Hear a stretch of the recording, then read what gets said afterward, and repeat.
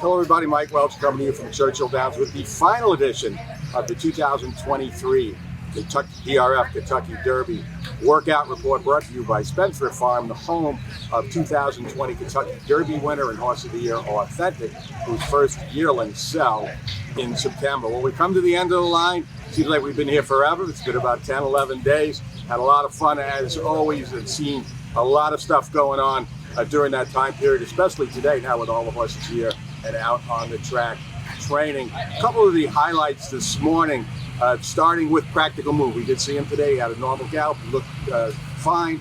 So put the rest any of those worries that anybody might have had that he had done such a light training schedule before this morning. But everything looked good there. The star of the morning was Skinner. Saved the best for last. He's the last one out at 9 o'clock. I thought he looked terrific today.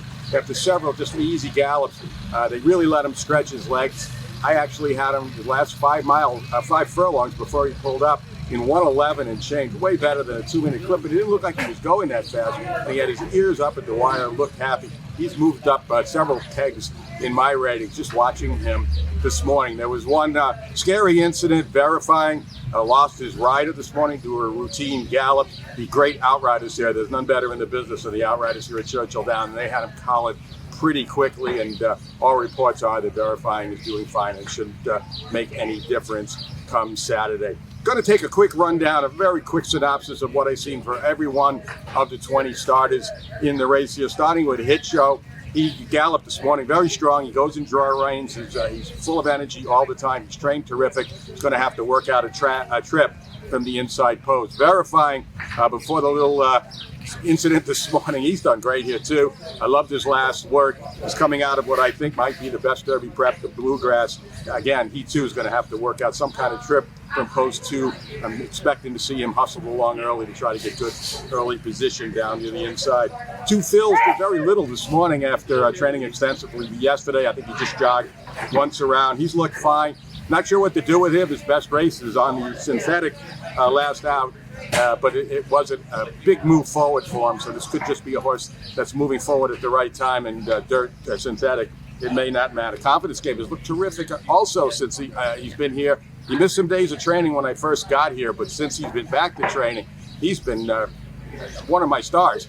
He worked great last Saturday. He's had a couple of very aggressive but not over the top gallops, so he's moved up in my ratings as well, watching him train in the morning, although the fact he hasn't run since February still puts a little doubt in my mind there. Tapper Trice, we've reported, has looked great every single day. His works are good. He could be doing better as far as I'm concerned. Just a trip that concerns me. If he doesn't come away clean and get shuffled back to the rear of the pack early, it's going to be a tough run for him. Kingsbarn's, nothing wrong with the way he's been going. One caveat with him, he's only had 3 lifetime starts, and he's not going to make the lead in here like he did in the Louisiana Derby. Reincarnate, watch his last work at Santa Anita. He was a little aggressive in that one. Hasn't done anything wrong since he got here. I look for him to be a pace factor as well. Mage has had those long stamina-enhancing gallops here. Same with his works back home in Florida. Galloped out strong in his last 2 works there. Big issue with him again is also the gait. He's come away poorly in his last 2 starts. He does that in the Derby, he's going to be in trouble. They have been working with him at the gate with some kind of a padding to keep him from leaning back instead of moving forward when the latch is spring. Like I said, Skinner looked great today, and I liked his last work on tape too from Santa Anita. I like his chances. Practical Move, again, the light training schedule here until today, a regular gallop today. His move on tape from Santa Anita, the last work, might be the most visually impressive work I saw. He did it so easy, but the breeding there, being a son of Practical Joke, that's a question mark there. Disarm doesn't have any races on his paper that would make you think he can win the race, but he just looks great since he's come over here.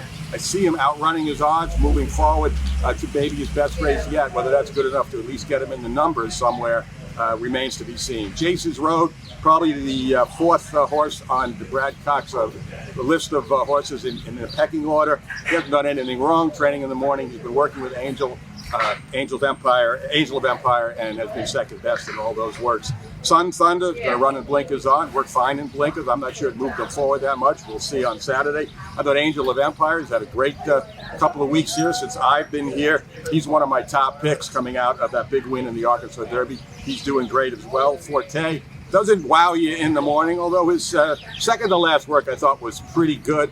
He's not the the greatest galloper or whatever. He just doesn't catch your eye that much, but he just wins. So obviously a deserving favorite. Race Kane, I haven't seen much of him, but he's looked fine. The couple of mornings I've seen him with routine gallop. Dermot Sadagaki, I really don't know what to do with him. I mean, coming off that huge win in the UAE Derby, the Japanese horses have not had much success at the Derby. He's probably going to give them his best chance. His final serious work here, he finished in 22-4, but was all out to do it. I guess that's the Japanese style. It wouldn't shock me if he won. It wouldn't shock me if he was off the board. Rocket Can has looked terrific here on a daily basis. I think he's another horse that's moving in the right direction at the right time, going to give his best out there. If he can work out a trip, he will run in blinkers on.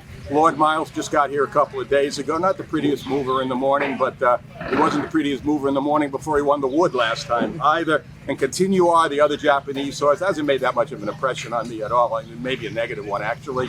His last work wasn't very good at all with Dermot Sadagaki, and again, he too looks like a horse that just not happy out here in the mornings on a regular basis, where he spends a long time on the track every day.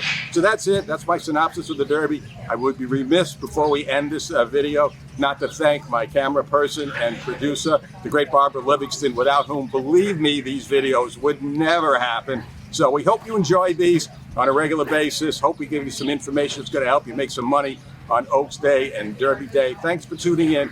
Keep it right here the rest of the way through the weekend or through Saturday. DRF.com, the best coverage of Oaks and Derby 2023. Put yourself in position to win big on Kentucky Derby Day with the power of daily racing form. Visit shop.drf.com and get past performances, expert picks, betting strategies, clock reports, and more. Again, that's shop.drf.com.